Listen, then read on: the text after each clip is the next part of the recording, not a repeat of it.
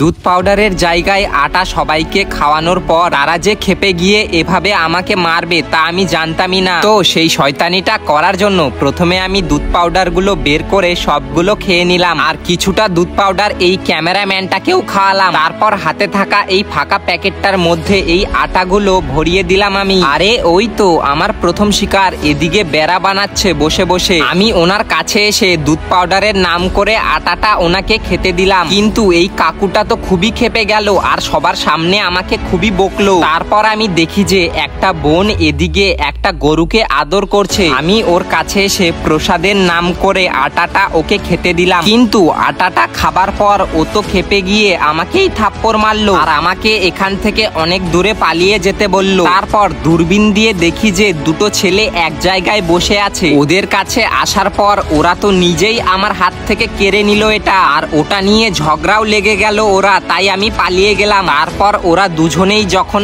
আটাটা একটু করে টেস্ট করলো আবার খেপে গিয়ে ওরা মারামারি লেগে গেল। এই সাবস্ক্রাইব করে দাও, আমি এখন লুকিয়ে থাকি।